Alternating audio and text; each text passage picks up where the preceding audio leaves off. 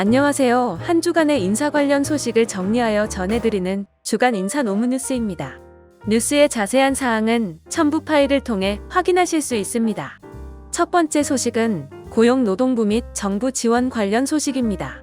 지난 28일 고용노동부는 2020년 3월 사업체 노동력 조사 결과 코로나19 영향으로 사업체 종사자 수가 전년 동월 대비 22만 5천 명 감소한 것으로 나타났다고 밝혔습니다. 정부가 코로나19에 따른 유동성 위기로 어려움에 처한 항공사와 지상조업사에 대한 공항시설 사용료 감면, 납부유예를 8월까지 연장합니다.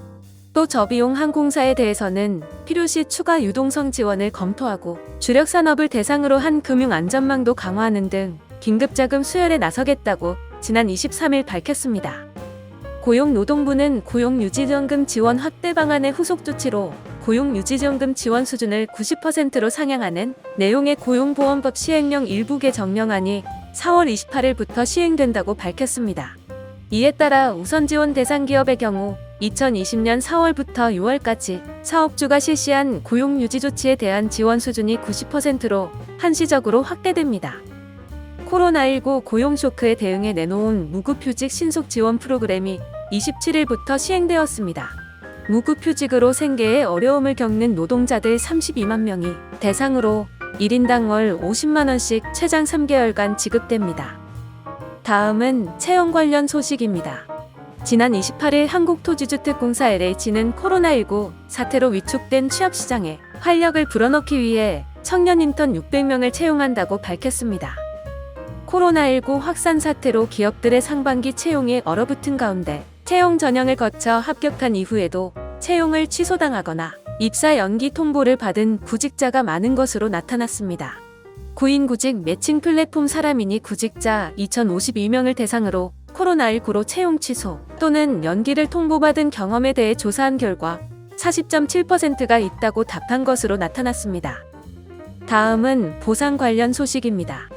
최저임금이 2년 연속 두 자릿수 인상폭을 기록했던 지난해 저임금 노동자 비중이 2년 연속 20% 아래로 떨어지고 임금 격차도 개선된 것으로 확인됐습니다. 다만 이는 코로나19 사태가 벌어지기 전인 지난해 6월 상황을 조사한 결과여서 현재 노동자들의 상황과는 다소 차이가 있을 것으로 추정됩니다. 다음은 노사관계 관련 소식입니다. 사상 첫 온라인 대의원회 형식으로 치러진 전국언론노동조합 정기대의원회가 24일 안건을 모두 원안대로 통과시키고 종료되었습니다. 처음 도입된 모바일 투표 방식 대의원회였음에도 투표율은 82.3%를 기록했습니다. 다음은 글로벌 HR 및 조직문화 관련 소식입니다. 기업 금융계의 글로벌 거물들도 코로나19 사태 이후 산업 재편이 가속화할 것이라고 내다봤습니다. 포스트 코로나 시대에 발맞춘 변화들에 적응하지 못하면 기업들이 생존의 기로에 설 것으로 예상돼 사업의 틀을 근본적으로 바꾸는 방안을 활발하게 모색할 것으로 전망됩니다. 지난 26일 고용노동부는 직장 내 괴롭힘 신고 사건 현황을 공개했습니다. 지난해 7월 직장 내 괴롭힘 금지제도 시행 이후 8개월여 만에 3,300여 건의 진정이 접수된 것으로 확인됐습니다. 그러나 실제 검찰에 송치된 사례는 22건에 불과하였다고 밝혔습니다. 직장인 10명 중 3명은 5월 1일 근로자의 날에도 출근하는 것으로 나타났습니다.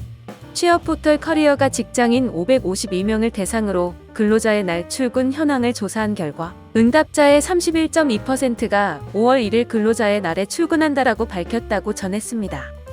다음은 노무 및 법률 관련 소식입니다. 어린이집 원장이 소속 보육교사에게 노동조합을 탈퇴했으면 좋겠다는 의사를 표현했다면 부당 노동행위에 해당한다는 법원 판단이 나왔습니다. 어린이집 원장 A씨는 교사들에게 직접 노조에서 탈퇴하기 바라고 노조 활동이 아이들에게 좋지 않은 영향을 미쳐 보육과 맞지 않는다 등의 말을 한 것으로 전해졌습니다. 원천 공장에서 협력업체 직원 3명이 숨진 사고에 대해 파견 근로자를 보낸 협력업체도 책임이 인정된다는 판단이 나왔습니다.